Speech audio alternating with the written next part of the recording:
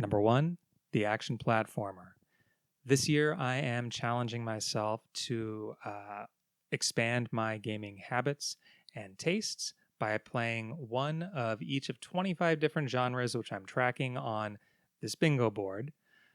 When I started the year, I was already halfway through a playthrough of Gravity Circuit, which is an action platformer. So, congratulations, action platformer. You are the center space on the bingo board. And congratulations, Gravity Circuit, for being the first game we're looking at in this video series. The action platformer is an ancient genre that I fell in love with back on the NES. I don't know how formal its definition can be. Many games include both action and platforming, but I think of an action platformer as a side-scrolling game where you have two main verbs, attack and jump, and where significant challenge comes from both of those halves and interwoven together. It's not, hey, here's a platforming challenge, and then, hey, here's a tough fight. It's, hey, here's a bunch of platforming complicated by enemy layouts, or here's a bunch of enemies complicated by platform layouts.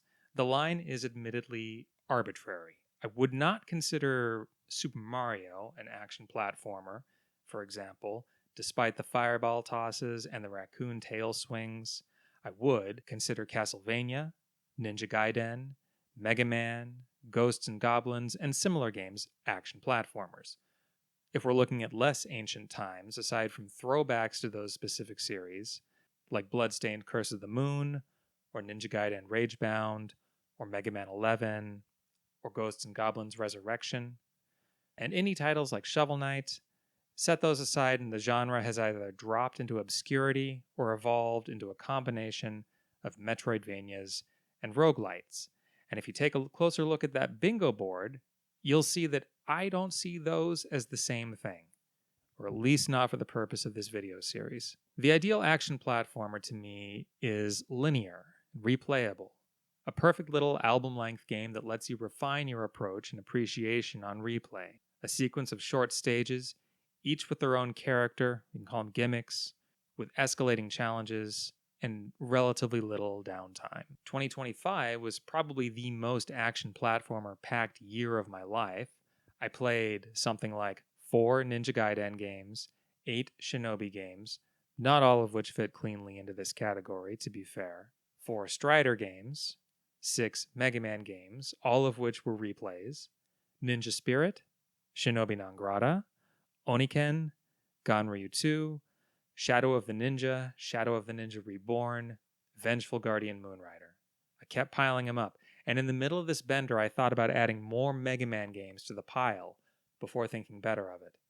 Anyhow, point is, this is not an off-the-beaten-path pick for me, I know. This is one of those anchors, those habits that I want to branch out from without letting go of. Speaking of Mega Man games, Gravity Circuit was pitched to me as a Mega Man style game, and it does have a number of clear similarities, like 8 selectable stages, a story about a lone heroic robot trying to stop evil robots that used to be like brothers to him, little airlocks before each boss room, a clean and colorful aesthetic, stop on a dime platforming controls, a Proto Man analog character, and the last boss even has those Mega Man X hand platforms.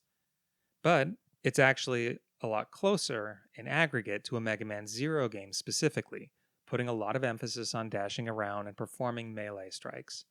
I haven't played the Zero series yet. What little I know about cyber elves put me off. So Gravity Circuit ended up being a backdoor entry to this neighborhood of Mega Man. And I can't say much about the comparison on a granular level, but the game is good. The high mobility, the focus on dashing, and the short-range attacks cumulatively reminded me of last year's Silksong, actually, which I would not categorize in this action platformer spot on account of it being a Metroidvania. I'd say Silksong's controls feel a little tighter and more exact, and that Silksong's silk skills and tools add a little more depth to the combat, and that its boss patterns are more difficult and engaging. But even compared to Silksong, which has extremely good combat and is a hard bar for any game to clear, Gravity Circuit holds its own and undeniably has a better pace without the backtracking and fetch quests. The main character Kai's core moveset is strong enough, and the stage design's sufficiently well matched, that I was satisfied with that. And on top of that, After the game's initial launch, they also added another collectible that lets you unlock Robot Master flavored alternate abilities for Kai. One gives you a ranged attack on this, I think, the second hit of your combo. Another gives you a hover, and so forth. And despite being something that was only added post launch, it is the one touch that most feels like Mega Man, because the ability you get is so firmly tied to the stage and boss you fought to get it, and because it presents the player with reasons to replay the game in different stage orders to try out the different abilities. It also reminded me of the power adapter and jet adapter from Mega Man 6. The idea feels more fully developed here. That is, in Mega Man 6, only the jet adapter was particularly fun to use, and in Gravity Circuit, almost all of these alternate setups are winners. It's probably for the best that these can only be swapped between stages, because in Mega Man 6, swapping out your chosen adapter is a bit of a pace killer, and turns the system into a bit of a Simon Says chore rather than a playstyle choice. I think that ideally the stages would be maybe 20% shorter than they are, and the downtime that's baked into the home base would be removed or reduced. But even as it is, I was really happy with Gravity Circuit. And you know what? After watching a speedrun of the game, I realized that the game actually supports a much faster playstyle than I was giving it credit for. All that currency that I was using to unlock perks I was probably never going to use can instead be funneled into copious health refills at checkpoints, enabling a lot of pleasingly reckless damage boosting tactics. And lest I sound like an unrepentant boomer who thinks games have only gone downhill since the days of the Super Nintendo, the difficulty modifiers you can add to the game after your initial clear, for new enemy behaviors, new stage layouts, and so forth, make it a very tempting game to revisit. Like I said earlier, I replayed 6 different Mega Man games this year. If a game is good enough and lean enough, I'm happy to revisit it. And between the different stage select orders and difficulty modifiers, I would say Gravity Circuit should stay compelling on repeat playthroughs over the years. This game is, of course, a kind of anti-pick for a broadening my horizons exercise, which is why it's the free space choice after all. It did make me reflect on why I replay the Mega Man games more than I replay other action platformers like Castlevania or Ninja Gaiden, which offer more stringent challenges, balanced more to incentivize learning specific routes to be memorized and properly executed. Mega Man games, by contrast, are lenient and accommodate more approaches.